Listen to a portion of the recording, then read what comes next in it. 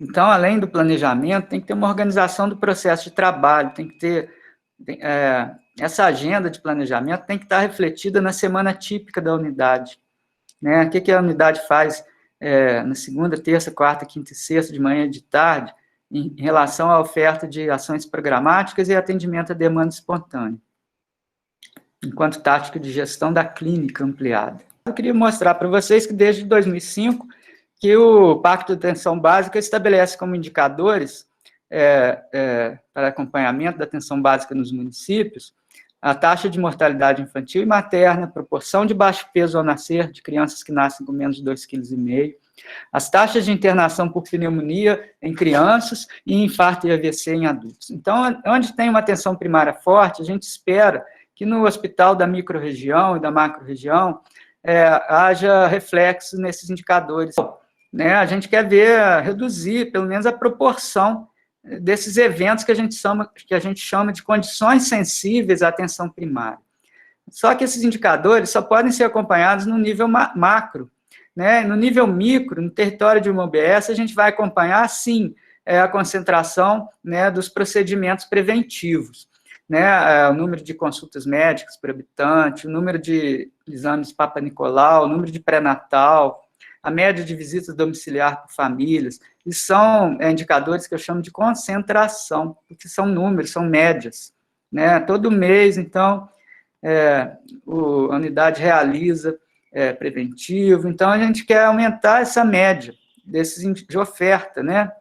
Dessas ações que, sabidamente se realizadas, irão impactar nos indicadores epidemiológicos todos.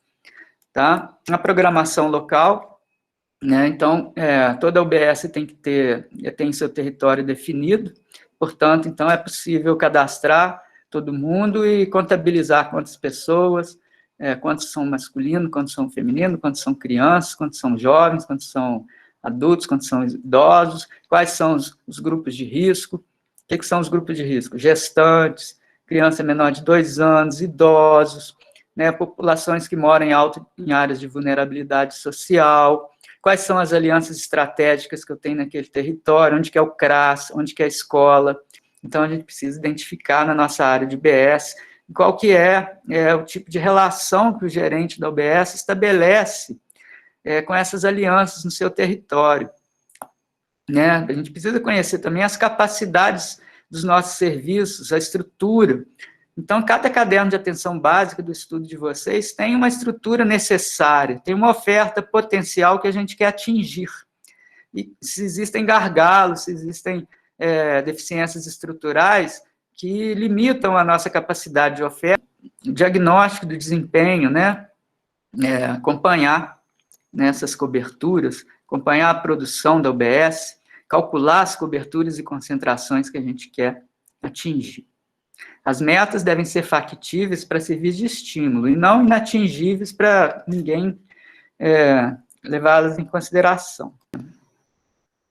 As fontes de dados, né, que a gente tem, né, nesse sentido, para criar indicadores locais de oferta, cobertura e concentração, vem dos sistemas de informação que já existem. Então, não tem que fazer trabalho extra nenhum, tem que só que usar os relatórios mensais que as unidades encaminham todo mês. Tem também os cadastros temáticos, né, dos sistemas de informação, né, relacionados com o pré-natal, com o preventivo, né, com atendimento de hipertensos e diabéticos. Então, é como se a gente tivesse que notificar todos os hipertensos, diabéticos, gestantes e mulheres com exame preventivo, com exame de mamografia, para o Ministério da Saúde. Agora, falando, então, retomando os projetos terapêuticos individuais, a programação dos cuidados integrais, né, de promoção, proteção, tratamento, o plano de cuidar a cada paciente, principalmente nos pacientes mais complexos, de acordo com as linhas guia,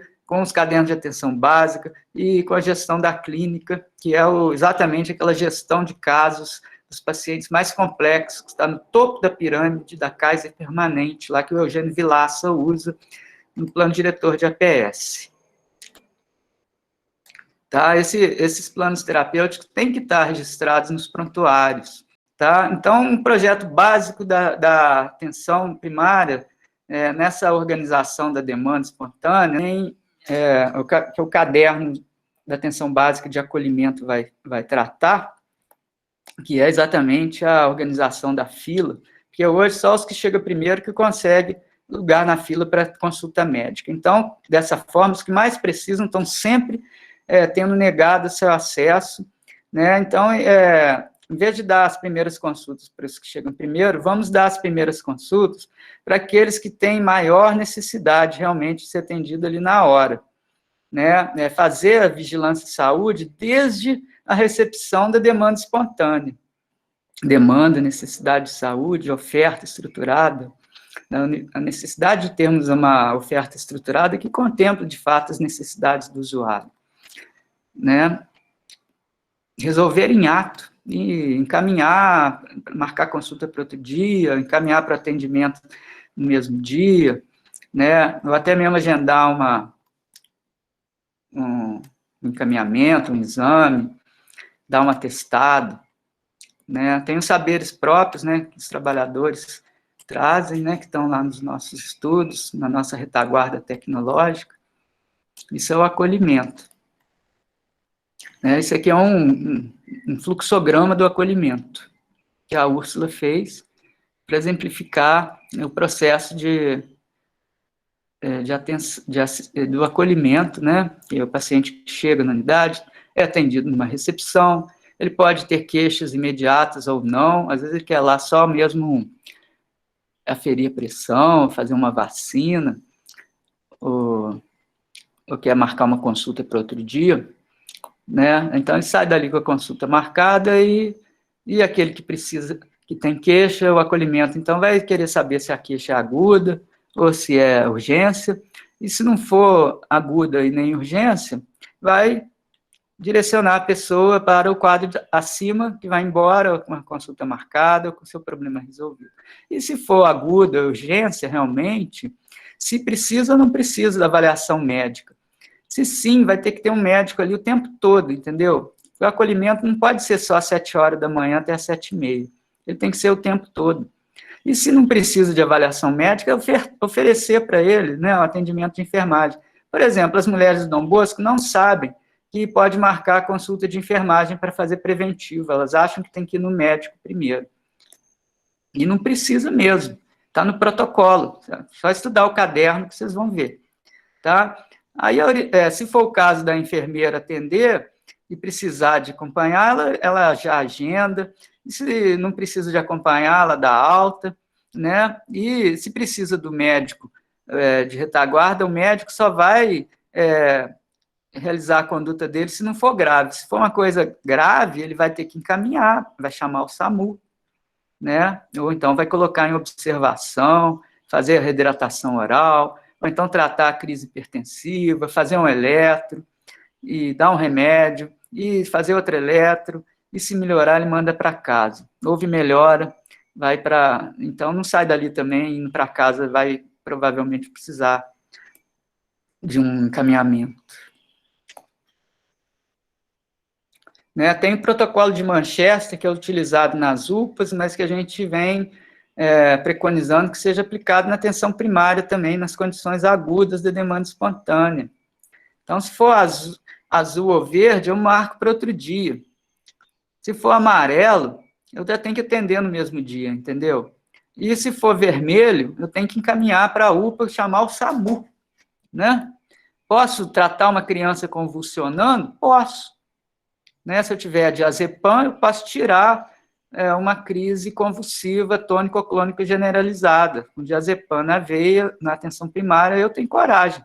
Não tem problema com isso. Mas se tiver cianótico, né, tiver roxo, tiver choque, eu tenho que chamar o SAMU, e o SAMU vem na mesma hora, porque existe um protocolo de Manchester para a rede como um todo, não é só para a atenção primária. Se for laranja, a atenção primária consegue resolver bastante coisa. Né? Amarelo, quase tudo a atenção primária faz.